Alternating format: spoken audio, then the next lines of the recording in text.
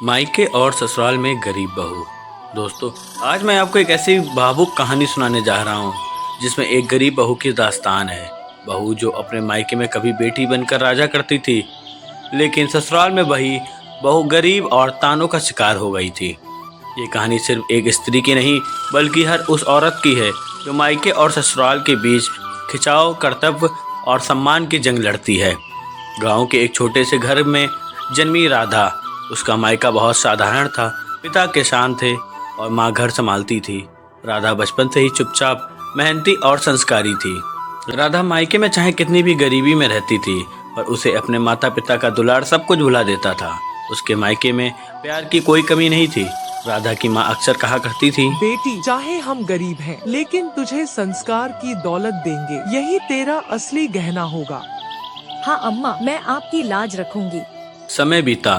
राधा की शादी एक पड़ोस के गांव के लड़के अर्जुन से कर दी गई। अर्जुन मजदूरी करता था। उसका परिवार थोड़ा तंग दिल और स्वभाव से कठोर था। जब राधा पहली बार ससुराल पहुंची तो उसे लगा कि अब नया जीवन शुरू होगा, लेकिन जैसे ही दिन बीते उसे एहसास हुआ कि मायके और ससुराल के बीच का फर्क बहुत बड़ा होता है। जहाँ मायके में बेटी की छोटी सी खुशी पर घर का नाच उठता है, वहीं ससुराल में बहू की मुस्कान किसी को दिखाई नहीं देती थी। राधा सुबह से रात तक ससुराल के सारे काम करती, लेकिन उसकी मेहनत की नई कद्र ना होती। सास अक्सर कहा करती थी, तू गरीब घर से आई है, तेरे मायके ने तुझे कुछ दिया ही नहीं, हमारे घर का क्या उठाएगी। हाय रे गरीब बहू, तेरे पास पहनने को भी ढंग का गहना नहीं, कैसी किस्मत लेकर आई है तू। राधा चुप रहती। उसकी आंखों से आंसू निकलते। उसे मायके की याद आती। एक दिन मायके में खबर आई कि राधा के पिता बीमार हो गए हैं। राधा अपने मायके पहुंची। वहां जाते ही माँ ने उसे गले लगा लिया और बोली,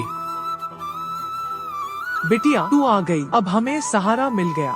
राधा ने मायके का काम संभाला, पिता की सेवा की। मायके में सबने उसे बेटी ही नहीं, माँ समान माना था। गरीब बहू मायके में चाहे कुछ भी ना लाती थी, लेकिन मायका उसके लिए अपना सब कुछ लुटा देता था। कुछ दिन मायके रहकर जब राधा वापस लौटी तो ससुराल में सवालों की बौछार हो गई। सास ने ताने मारे, तेरा मायका ही तेरे लिए सब कुछ है ना, हमें तो तू भूल ही जाती है। तू यहाँ आई है बहू बनकर, बार बार मायके क्यों भाग जाती है। मायके और ससुराल के बीच में आखिर किसकी हूँ।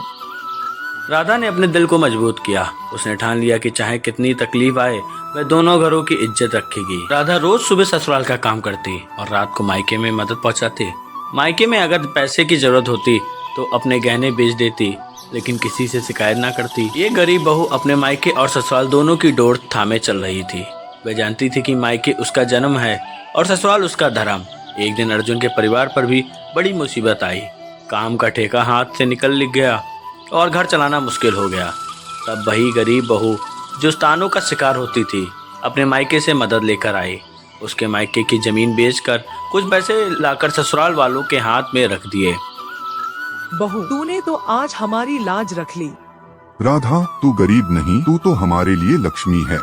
धीरे धीरे ससुराल का नजरिया बदल गया। अब वही सास जो ताने मारती थी, सबके सामने कहती थी, हमारी बहू राधा भगवान का वरद। राधा ने अपने संस्कारों और त्याग से साबित कर दिया कि औरत मायके और ससुराल दोनों का गौरव बढ़ा सकती है। दोस्तों, इस कहानी से हमें ये सीख मिलती है कि औरत मायके और ससुराल दोनों की इज्जत का सहारा होती है। उसे गरीब मत कहो, क्योंकि उसके त्याग और प्रेम से ही घर की नींव मजबूत होती है। मायका और ससुराल दोनों को चाहिए कि बहू को बेटी का दर्जा दे, तभी जीवन में सुख शांति आती है। दोस्तों, ऐसे ही कहानी देखने के लिए हमारे चैनल को सब्सक्राइब कर लें और बेल आइकन दबाना ना भूलें।